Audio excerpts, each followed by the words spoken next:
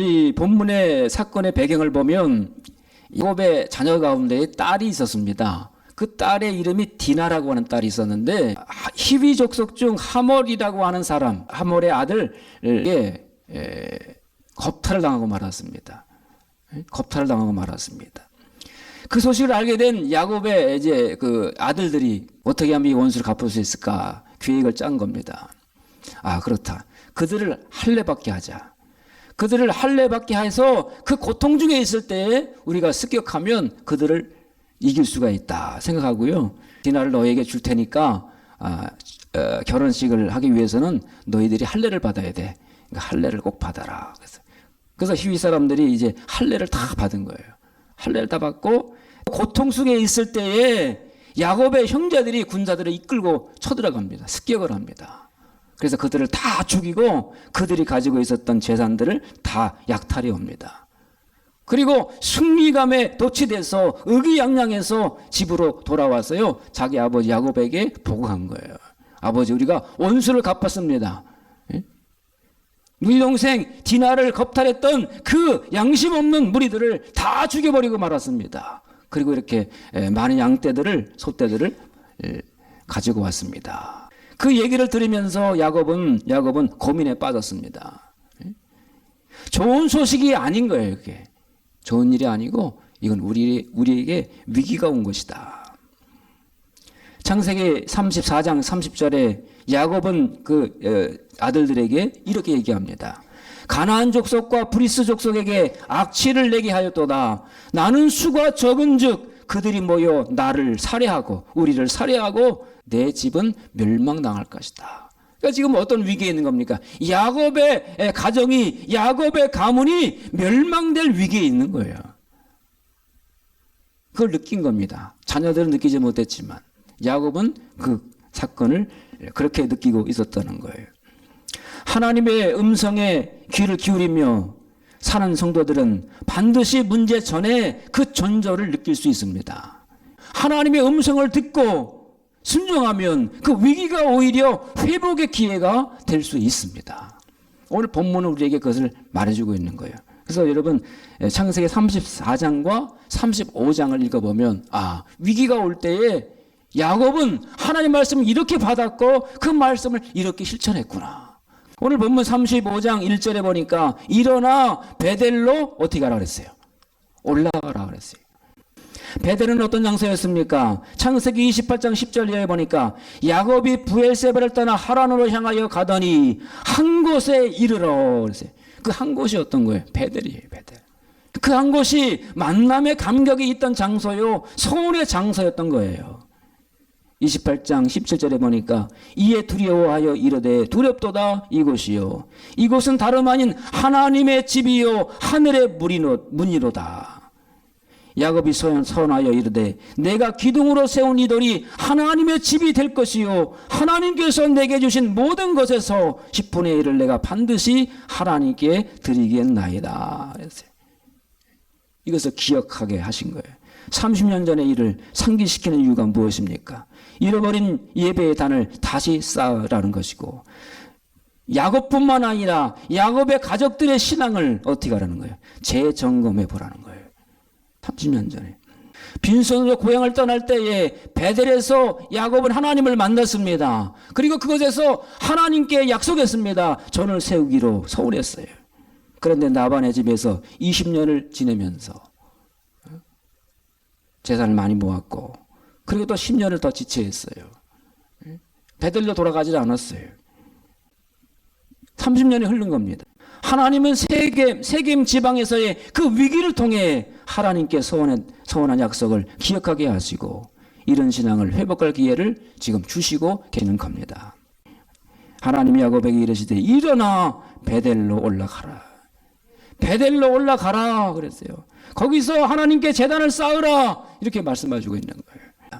열왕기하 17장 36절에 보면 오직 그 능력과 편팔로 너희를 애굽에서 인도하여 내신 여호와만 경외하며 그를 예배하며 그에게 제사를 드릴 것이며 너희와 세운 언약을 잊지 말아라 그랬어요. 하나님을 경외하되 하나님을 예배하고 그랬어요. 그러니까 하나님을 경외하게 되면요, 첫 번째로 나오는 자세가 뭡니까? 예배가 나온다는 거예요. 예배. 따라합시다. 하나님을 경외하면 예배하게 됩니다. 이제까지 여러분 코로나로 인해서 여러분 있는 곳에서 하나님 예배를 드렸어요. 그것에 여러분 사모함을 가지고 주님 만났는 줄로 믿습니다.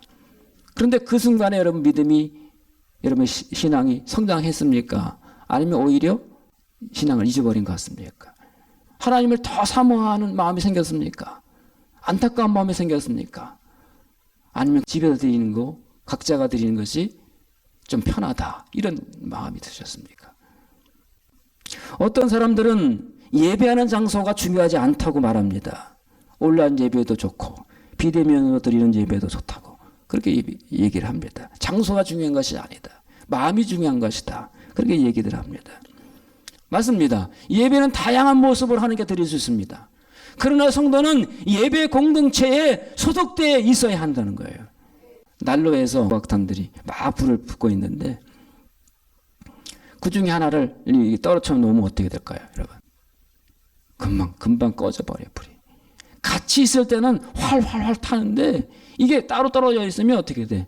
그냥 비실비실하다가 꺼져버리고 만다는 거예요. 마치 교회도 그런 것과 같은 거예요. 난로와 같은 거예요. 여러분이 함께 모여서 예배드리고 함께 모여 기도할 때, 함께 모여 찬양할 때 여러분의 신앙이 막 타오릅니다. 예? 그러니까 여러분 가정 예배도 좋고 흩어져서 예배드리는 것도 다 좋은 거예요. 여러 가지 모습을 하는 게 예배드릴 수 있습니다. 그러나 모여서 예배드리는 것도 중요하다는 거예요. 가정도 마찬가지잖아요. 집이란 공간이 필요합니다. 식구들이 아침에 집에서 나가잖아. 다 나가잖아요. 여기 무슨 일로 나가고 무슨 일로 나가고 다 나갑니다. 근데 집이란 장소가 있기 때문에 그들 흩어졌던 식구들이 어떻게 해요? 저녁이 되면 다 모여요. 한두 명씩 모이는 거예요. 그래서 거기서 쉼을 누리고 안식을 누리고 잠을 자고요. 그리고 다시 회복돼서 그 다음날 또 흩어지잖아요. 많은 사람들이 교회 건물은 필요 없다, 그렇게 하는 사람들이 너무 많아요. 세상에. 목사님들 중에서도요. 너무너무 막 가슴이 아프더라고요. 여러분 보이는 건물이 없으면요, 보이지 않는 이 마음의 가정, 마음의 예배, 마음의 집도요, 성전도 사라지기가 쉽다는 거예요. 흩어지기가 쉽다는 거예요. 하나님이 야곱에게 이르시되 일어나 베델로 올라가라. 베델로 올라가라 그랬어요.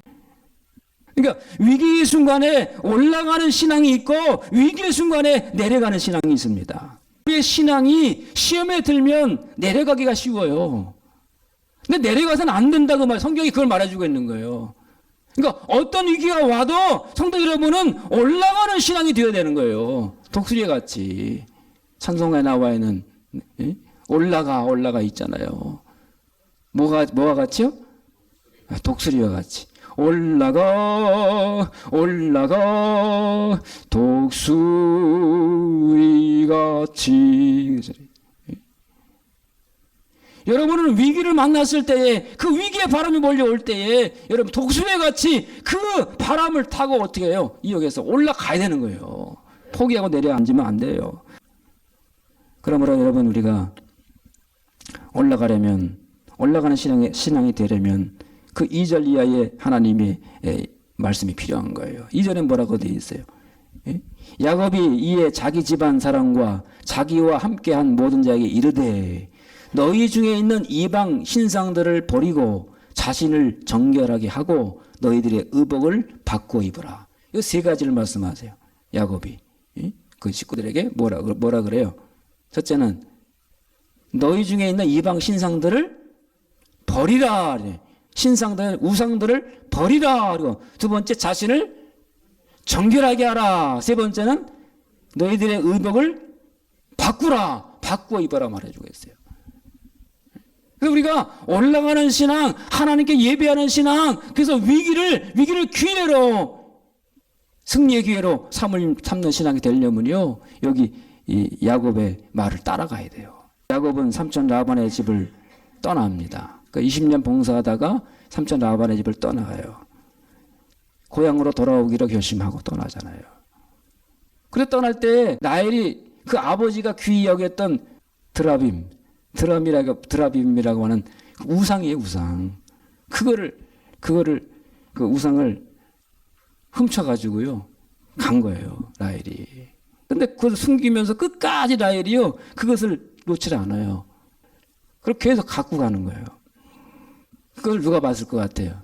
그 드라빔을 계속 섬기는 그 모습을 누가 봤을 것 같아요? 응? 하나님은 보셨겠지. 자녀들이 본 거예요. 자녀들이. 아, 그렇구나. 우리가 하나님 믿는 집안이지만 어머니를 보니까, 라헬을 보니까 드라빔이라고 하는 우상을 항상 귀중하게 여기면서 그것을 섬기는구나 생각하고, 야곱의 자녀들도요 어떤 생각이 들어왔냐면 우상을 가져야 되겠다, 우리들도. 그리고 각자가 다 우상을 가지고 있는 거예요, 여러분. 믿음의 집안이었는데. 그래서 지금 야곱이 그거를 지금 깨달은 거예요. 하나님이 왜 이런 위기를 주셨을까? 우리 가정이 멸망할 수밖에 없는 그런 위기를 왜 주셨을까? 그러면서 결론 내린 게 뭐예요? 너희들이 가지고 있는 우상을 다 버려야 한다. 버려야 한다. 나뿐만이 아니라 이미 여기 라헬은 죽었잖아요, 그죠? 다 버려야 된다. 가지고 와라. 너희들이 가지고 있는 그 우상들을 가지고 와라 그랬어요. 그랬더니 자녀들이 다 우상 가지고 오는 거예요.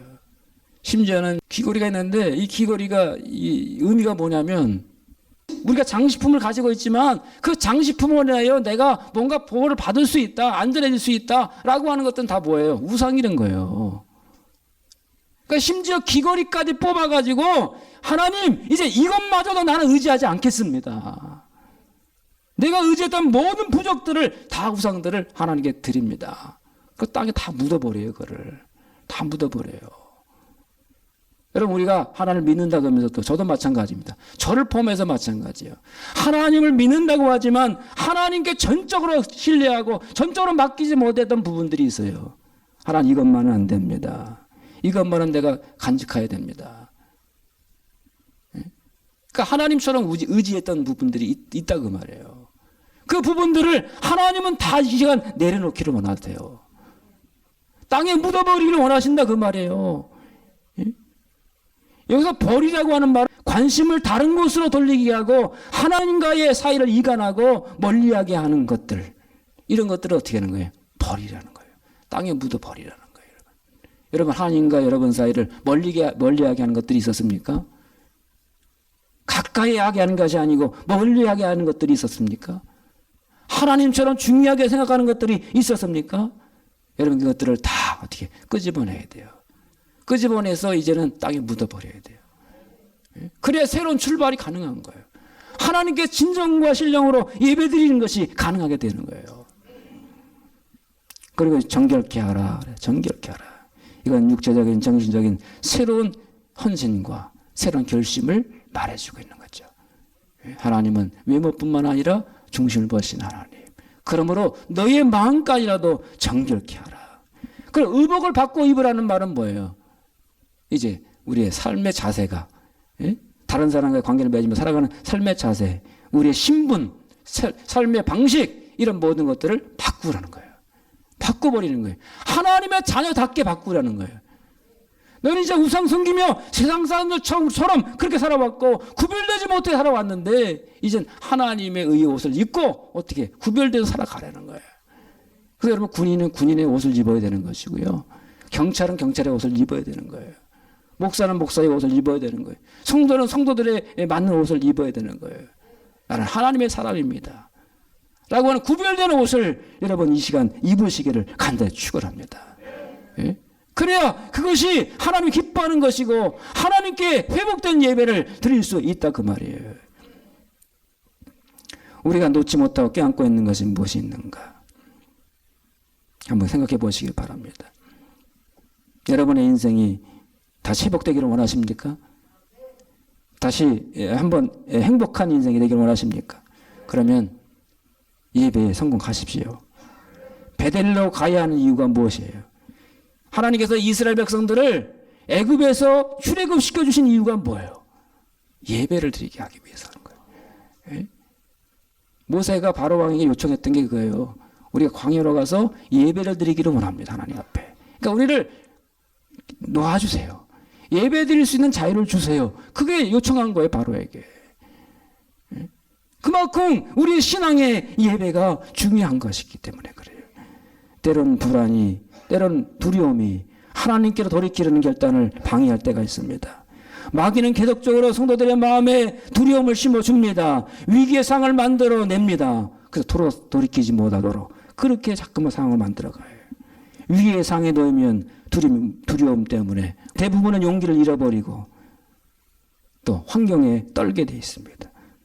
그리고 하나님께 올라가기보다는 도망가기가 쉬워요. 사무엘상 13장에 보니까 위기의 상황이 전개됩니다. 블레셋이 쳐들어온 거예요. 블레셋이. 그런데 이때 사울왕이 거느렸던 군사가 2,000명이라는 거야. 그 아들 요나단이 거느렸던 군사가 1,000명이고 다 합해봐야 3,000명이야. 3,000명. 그런데 사무엘상 13장 5절 이하에 보니까 블레셋 군도 이스라엘과 싸우려고 모였다. 그들은 병거가 3,000이요 기마가 6,000이나 되었고 보병은 바닷가의 모래알처럼 셀 수 없이 많았다. 이스라엘 군은 전세가 불리한 것을 보고 저마다 굴이나 바위 틈이나 구덩이나 웅덩이를 찾아 몸을 숨겼고 더러는 요르단 여우를 건너 가드와 길앗 지방으로 달아났다. 사울은 길갈에 남아 있었는데 그를 따르는 군대는 모두 떨고 있었다. 그랬어요. 내 군대는 다 합해봐야 3,000명인데 상대방은요, 바닷가에 모래알처럼 많은 거예요. 병거가 3,000이라는 거예요. 지금 말하면 탱크예요, 탱크. 탱크만 3,000대야. 그리고 기마병이 6,000명이고. 그러니까 말을 탄 자가 6,000명이고. 그러니까 그 누구도 당해낼 수 없는 위용을 자랑하며 그렇게 공격해 오는 거예요. 그걸 본 이스라엘 백성들이 두려움.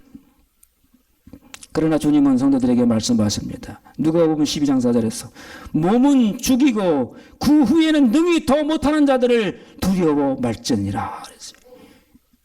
몸은 죽일 수 있지만 그 이후에 능히 더 못하는 자들을 두려워하지 말아라 그랬어요. 그래서 몸은 우리의 육체를 말하지요. 몸을 괴롭힐 수 있어요. 고문하고 박해하고 대적할 수 있어요. 그런 상황이 전개되겠지만 말씀을 잃지 말라고 하는 예수님의 권고의 말씀인 거예요. 여러분 이것을 기억하셔야 됩니다. 우리가 마땅히 두려워할 분은 하나님이시기 때문에 그래요. 야곱과 모든 식구들이 예배의 자리로 돌아가겠다고 하는 결심을 가지게 됩니다. 그리고 그 결심을 실행하고 순종합니다. 그랬더니 추적하던 자들이 다 사라지게 되었다고 오늘 성경은 우리에게 보고하고 있는 거예요. 환경이 정리가 된 거예요. 하나님이 두려워할 그런 환경들을 다 정리해 버리신 거예요. 오늘 읽은 마지막 절 5절에 보니까 그들이 떠났으나 하나님이 그 사명 고울들로 크게 두려워하게 하셨으므로 야곱의 아들들을 추적하는 자가 없었더라. 야곱의 식구의 두려움에 떨었지만 그러나 하나님께 돌아가야 되겠다 하는 그 마음으로 그 신앙으로 무장하고 길을 나선 거예요. 결정을 한 거예요. 그랬더니 그들의 두려움이 누구의 두려움으로 바뀌어버렸어요? 이방인들의 두려움으로 바뀌어버린 거예요. 그들이 오히려 야곱의 가족을 두려워하기 시작했어요. 저들은 뭔가 있다. 저들은 하나님과 함께 하신다. 그들이 두려움에 떨면서 오히려 그들이 도망갔다고 추적하는 것을 멈췄다고 그렇게 성경은 말해주고 있는 겁니다. 여러분 오늘 여러분의 삶의 현장에 이러한 하나님의 동행하심과 상황이 종료되어지는 상황이 환경이 정리되어지는 그런 놀라운 일들이 여러분의 삶의 현장에 있기를 간절히 축원합니다.